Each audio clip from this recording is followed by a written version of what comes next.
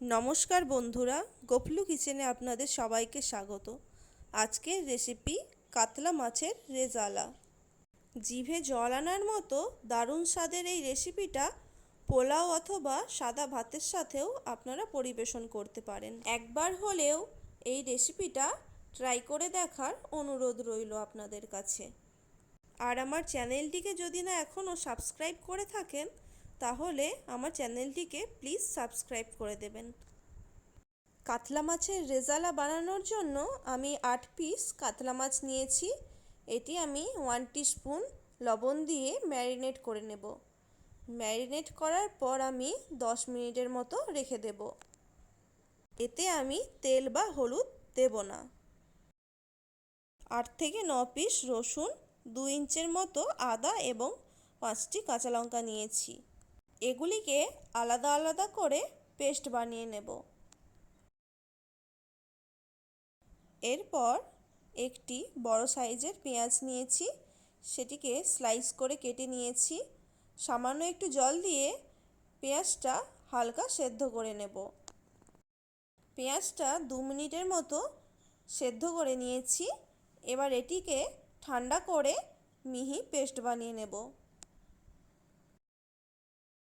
10 minute পর কড়াইটা ভালো করে গরম করে ওর মধ্যে পরিমাণ মতো রিফাইন তেল দিয়ে দিচ্ছি। তেলটা গরম হয়ে গেলে একে একে মাছের পিসগুলো দিয়ে দেব। এখানে আমি মাছগুলো ভালোভাবেই ভেজে নেব। আপনারা চাইলে 50% ভেজে নিয়ে বাকিটা মাছের গ্রেভি বানানোর সময় কুক করে নিতে পারেন। মাছগুলোকে ভাজতে দিয়ে অপর দিকে আমি বাকি মশলাগুলো তৈরি করে নেব। 5 পিস কাজু এবং 1 টিস্পুন পোস্ত নিয়ে নিচ্ছি। সামান্য একটু জল দিয়ে 1-2 মিনিটের জন্য ভিজিয়ে রাখবো। 2 মিনিট ভেজানোর পর এটির মিহি পেস্ট বানিয়ে নেব।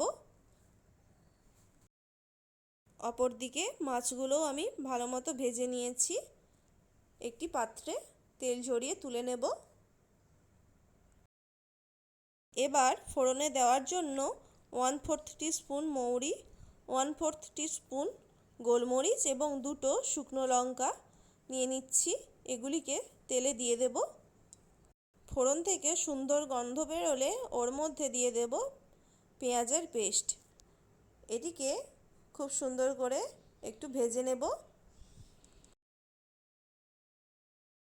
পেঁয়াজের কালার চেঞ্জ হয়ে গেলে ওর মধ্যে দিয়ে দেব বেটে রাখা রসুন। রসুনটাও 2 মিনিটের মতো ভালো করে ভেজে নিতে হবে। এরপর ওর মধ্যে দিয়ে দেব আদা ও কাঁচা লঙ্কার পেস্ট। এটিকেও আরও 1-2 মিনিট ভেজে নিতে হবে। এক এক করে সমস্ত মশলায় 1-2 মিনিটের জন্য ভালো মতো কষিয়ে নিতে হবে। আর অবশ্যই গ্যাসের ফ্লেম লো টু মিডিয়ামে রাখবেন। এরপর ওর মধ্যে দিয়ে দেব ধনে আর জিরের পেস্ট। এটিকেও কিছুক্ষণ কষিয়ে নিতে হবে। ওরই মধ্যে দিয়ে দেব 1 টিস্পুন লবণ। লবণের পরিমাণটা যতটা লাগবে সেই অনুযায়ী দেবেন।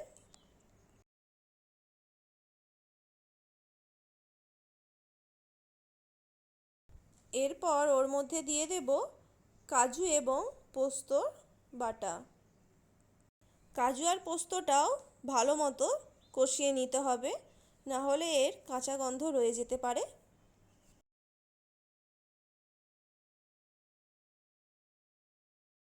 মশলা থেকে তেল ছেড়ে দিয়েছে। এবার ওর মধ্যে দিয়ে দেব 2 টিস্পুন ফেটিয়ে নেওয়া টক দই। টক দই দেওয়ার সাথে সাথেই মশলা থেকে আরও তেল বেরোতে শুরু করবে। মশলাটা ভালো মতো কষিয়ে নিতে হবে। এরপর ওর মধ্যে দিয়ে দেব 1/2 টিস্পুন চিনি। সমস্ত মশলাই খুব ভালো মতো কষিয়ে নিতে হবে।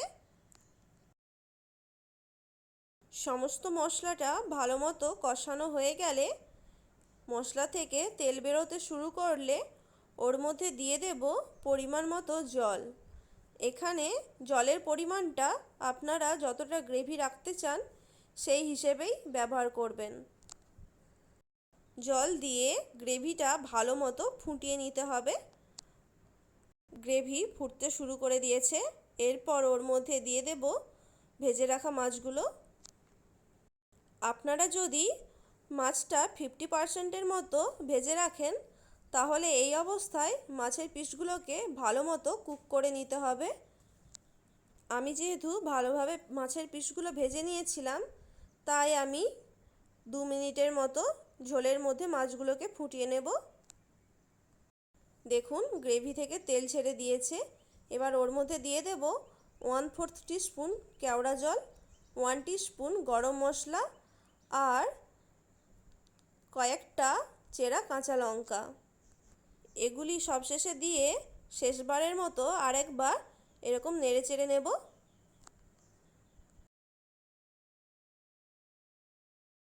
আমার মাছের রেজালা একদম তৈরি করা হয়ে গেছে।